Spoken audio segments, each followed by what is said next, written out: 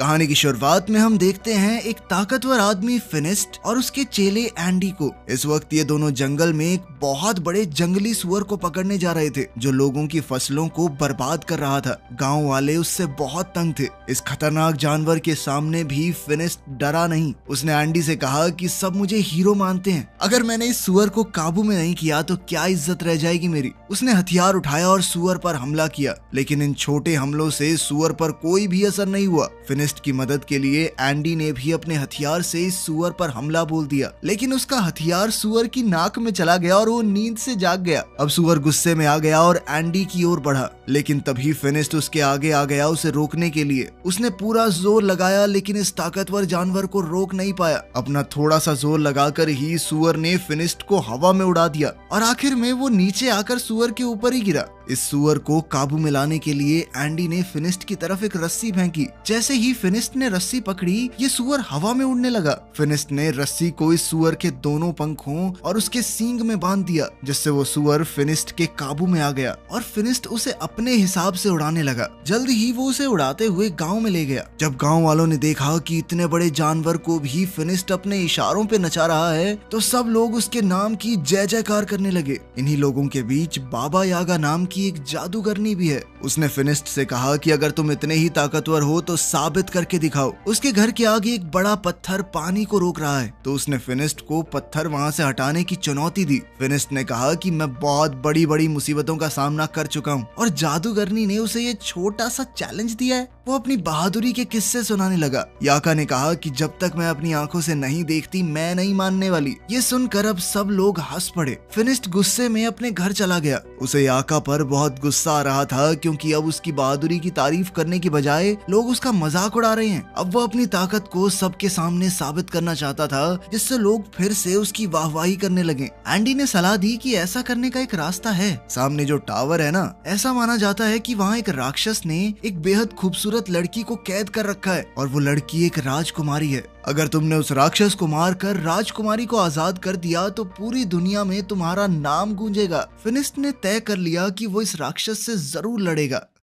रात होते ही फिनिस्ट और एंडी उस टावर की ओर निकल पड़े। वहां पहुंचकर उसने देखा कि यहाँ पहले से ही कुछ योद्धा इस राक्षस को हराने आए थे, लेकिन वो लोग मशहूर होने यहाँ नहीं आए। वो तो राजकुमारी को बचाकर उससे शादी करना चाहते हैं। उन सब ने फिनिस्ट से पूछा कि अगर उन्होंने मिलकर राक्षस को हरा दिया तो राजकुमारी किसे मिलेगी। इस बात पर फिनिस्ट ने कहा कि मुझे नहीं चाहिए ये राजकुमारी, मैं तो बस यहाँ पे नाम कमाने आया हूँ। अलग जाकर फिनिस्ट ने एंडी को बताया कि वो उस राक्षस को अकेले मारना चाहता है, इसीलिए वो सुबह का इंतजार नहीं करेगा। ये कहकर वो टावर के अंदर खिड़की से चला गया। वहाँ पहुँचते ही फिनिस्ट को वो खूबसूरत राजकुमारी मिली। उसने फिनिस्ट से कहा कि क्या तुम भी मरने के लिए आए हो। फिनिस्ट ने कहा कि मैं तुम्हें बचाने आया हूँ। ये सुनकर लड़की भाग के अंदर चली गई। उसे रोकने के लिए फिनिस्ट ने उसका हाथ पकड़ लिया। राजकुमारी ने अपना हाथ छुड़ाया और एक पिलर के पीछे चली गई। तभी पीछे से एक सांप ने फिनिस्ट पर हमला कर दिया। फिनिस्ट इस सांप से लड़ने लगा। तभी फिनिस्ट को समझ आया कि ये कोई आम सांप नहीं है, बल्कि उस राक्षस की पूंछ है जिससे लड़ने वो यहाँ आया है। ये देखकर उसने पहले तो राक्षस पर खूब हमले किए,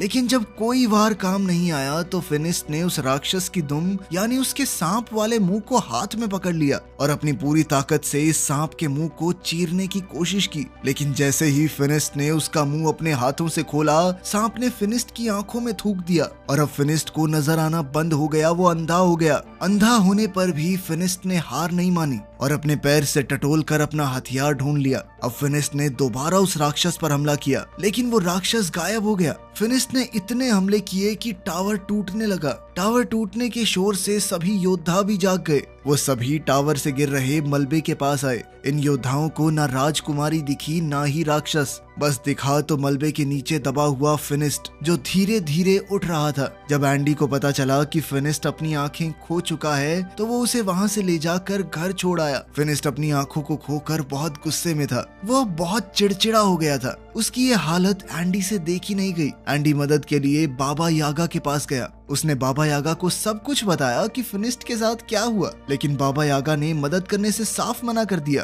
क्योंकि जब वो मुसीबत में थी तो फिनिस्ट ने भी उसकी मदद नहीं की थी। ये बात जब फिनिस्ट को पता चली तो वो बहुत उदास हो गया। इसी तरह वक्त गुजरता रहा। अब एंडी ने भी फिनिस्ट के पास आना बंद कर दिया था। वो अपने सारे काम बहुत मुश्किल से कर पाता। बाहर जाकर खाने पीने का सामान खरीद कर लाता, लेकिन बच्चे उसके फल चुरा लेते। अब उसके पैसे भी खत्म होने वाले थे। एक दिन एंडी फिनिस्ट के घर आया तो उसने गुस्से में एंडी से कहा कि उसके पास एंडी के लिए कोई काम नहीं है, तो तुम एक काम करो, कुछ और ढूंढ लो। ये सुनकर एंडी वहां से चला गया।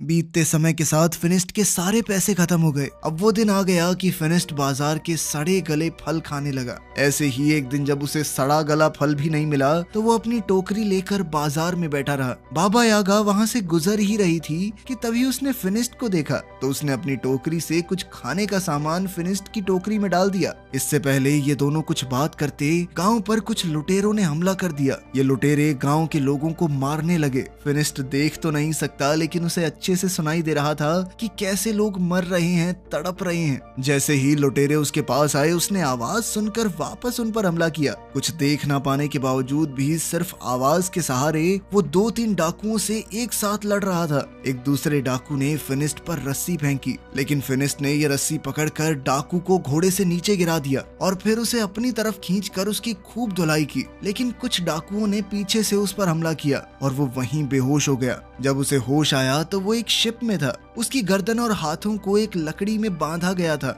इस जहाज में बाबा यागा और गांव के काफी सारे लोग भी थे। फिर हमने देखा कि एंडी भी यहाँ है। वो जहाज में आजाद घूम रहा था। बाबा यागा ने पूछा कि तुम आजाद कैसे घूम रहे हो? तो उसने कहा कि मैंने इन डाकुओं को यकीन दिला दिया है कि मैं इनकी तरफ ही हूँ, मैं इनकी मदद करूंगा। साथ ही वो गांव वालों के ऊपर डाकुओं के लिए नजर भी रखेगा। एंडी के पास इस वक्त एक सोने का चिराग है जो उसने डाकुओं से चुराया था। उसने कहा कि वो इस चिराग को बेचकर खूब पैसे कमाएगा। जैसे ही एंडी ने इस चिराग को रगड़कर साफ किया तो उसमें से एक जिन बाहर निकला। उसे देखकर सब घबरा गए, यहाँ तक कि एंडी भी। नीचे का शोर सुनकर एक डाकू वहां आ गया, लेकिन जिन ने इस डाकू को मारकर ऊपर फेंक दिया। जब जिन एंडी के पास गया उसकी ख्वाहिश पूछने, तो एंडी ने कहा कि वापस चिराग में चले जाओ, और वो जिन दोबारा से चिराग में चला गया। ऊपर से एक डाकू आया और एंडी के गले पर तलवार तान कर अपना चिराग उससे वापस ले लिया, और कुछ ही देर में ये जहाज अरेबिया पहुंचा। गांव से लाए हुए सभी लोगों को गुलाम के तौर पर बेचने के लिए खड़ा कर दिया गया। वहां एक नकाबपोश आदमी आया और उसने फिनिस्ट, बाबा यागा और एंडी को खरीद लिया।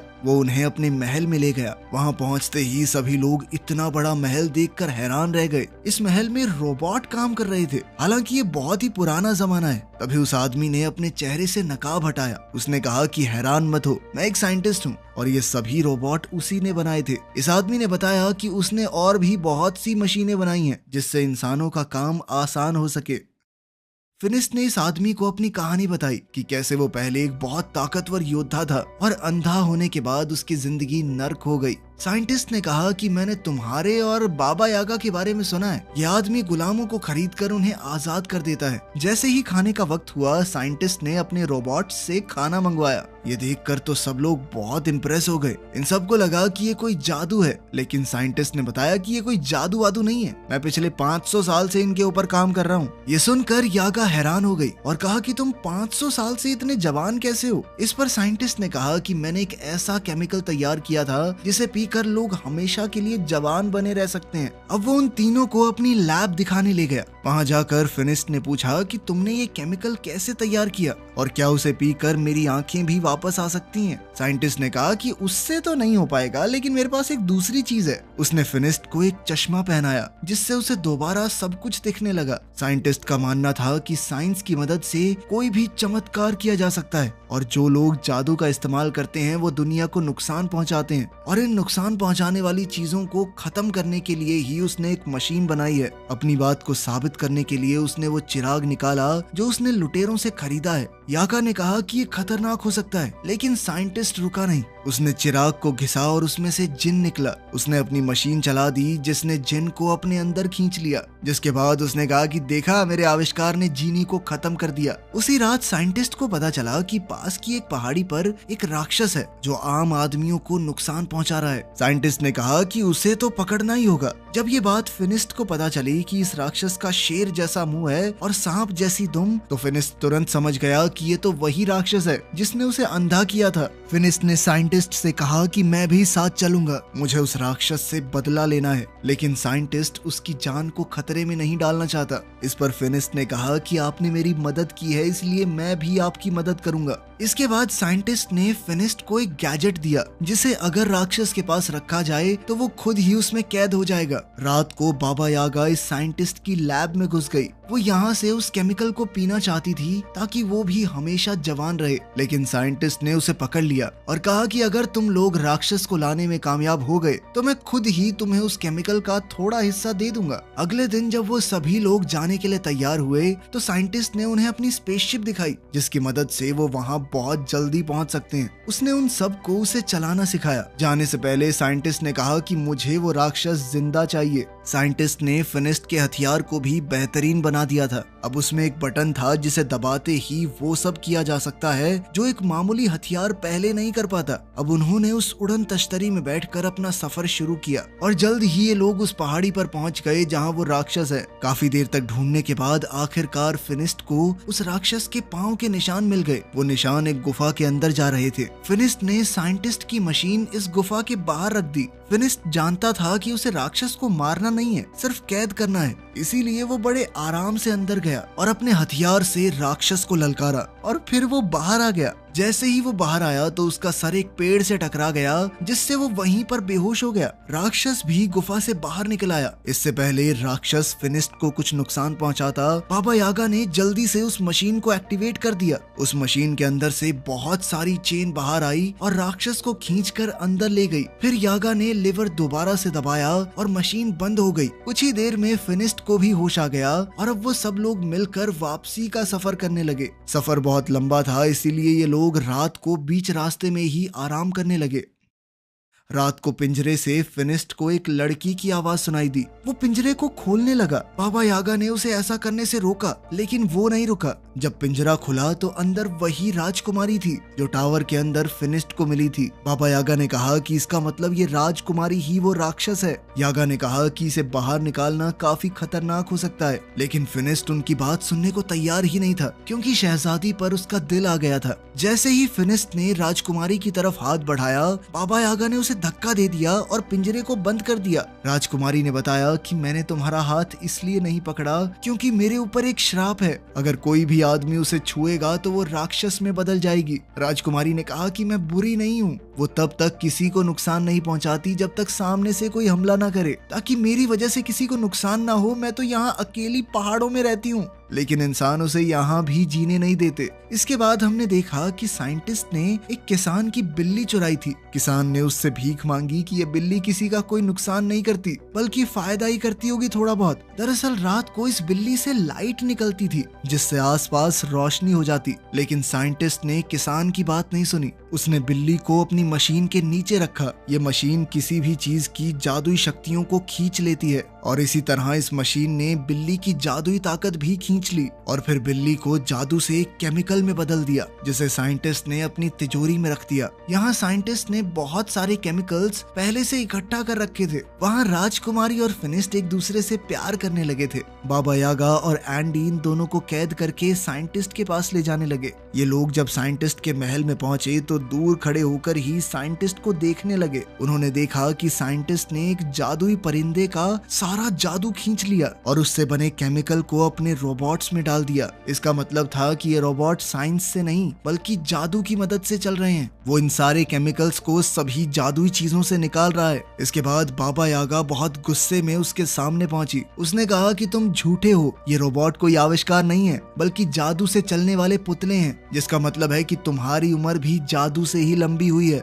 वो जादू जो साइंटिस्ट ने मासूम जानवरों को मारकर हासिल किया है। ये सुनकर साइंटिस्ट को गुस्सा आ गया और उसने कहा कि मेरा सच जो भी जान जाए वो जिंदा नहीं बचता। इसके बाद बाबा यागा और एंडी डर कर वहाँ से भागने लगे। बाबा यागा ने फिनिस्ट और शहजादी को भी आजाद कर दिया क्योंकि वो जान गई थी कि ये साइंटिस्ट इस राजकुमारी के साथ भी यही करेगा। राजकुमारी ने बताया कि वो साइंटिस्ट को जानती है, वो काफी समय से उसके पीछे पड़ा है। तभी साइंटिस्ट भी वहाँ पहुँच गया। उसने अपने सारे रोबोट्स को इकट्ठा कर लिया ताकि उनमें से कोई भी भाग ना पाए, और फिर राजकुमारी के अंदर से भी उसके जादू को अपनी मशीन से खींचने लगा। फिनिस्ट ने उसे बचाने की कोशिश की, लेकिन वो बंधा हुआ था। वो उसे बचा तो नहीं सकता था, लेकिन उसने राजकुमारी का हाथ पकड़ लिया ताकि वो राक्षस में बदल जाए। राक्षस बनते ही राजकुमारी ने अपनी जंजीरें तोड़ दी और वहाँ से भाग गई। मौका पाकर बाबा यागा और फिनिस्ट भी वहाँ से बच निकले, लेकिन साइंटिस्ट के आदमी उनके पीछे लग गए। बाबा यागा ने उनसे बचने के लिए अपने जादू का इस्तेमाल किया। उसने तरबूज के बीज उन पर फेंके जो अचानक तरबूजों में बदल गए।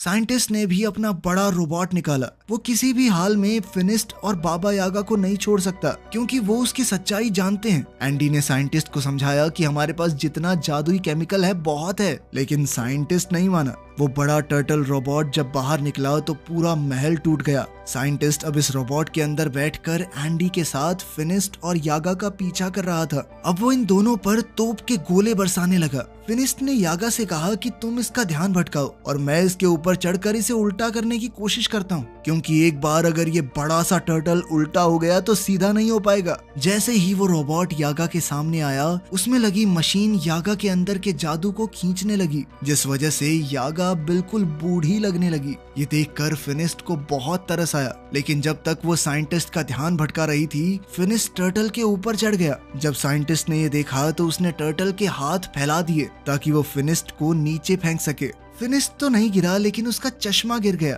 अब उसे दिखना बंद हो गया था। बाबा यागा ने जैसे ही ये देखा तो वो फिनिस्ट की मदद करने लगी, उसे बताने लगी कि कैसे लड़ना है, कहाँ जाना है। इतनी ही देर में राक्षस बनी हुई वो राजकुमारी वहाँ आ गई। उसे देखकर साइंटिस्ट डर गया। वहीं फिनिस्ट ने टर्टल के गले में जंजीर बांध दी और उसे उल्टा करने लगा, जिसके बाद टर्टल के अंदर मौजूद सारा जादुई केमिकल नीचे गिरने लगा। साइंटिस्ट ने अपने जादुई पंखों से वहाँ से बच निकलने की कोशिश की, लेकिन उसके जादुई पंखों ने काम नहीं किया और वो नीचे उस जादुई केमिकल में गिरकर मर गया। वहीं फिनिस्ट भी अब थक कर बेहोश हो गया था। राजकुमारी उसे वहां गिरा हुआ देखकर रोने लगी, क्योंकि उसे डर लग रहा था कि इसे कुछ हो तो नहीं गया। वो फिनिस्ट से सच्चे दिल से प्यार करने लगी थी। जैसे ही शहजादी के आंसू फिनिस्ट की आंखों में गिरे तो उसे अचानक ही होश आ गया, साथ ही उसकी नजर भी वापस आ गई थी। फिनिस्ट ने उससे अपने प्यार का इजहार किया और हमेशा राजकुमारी के साथ रहने का वादा भी, लेकिन राजकुमारी ने कहा कि अपने श्राप की वजह से मैं तुम्हारे साथ नहीं रह सकती।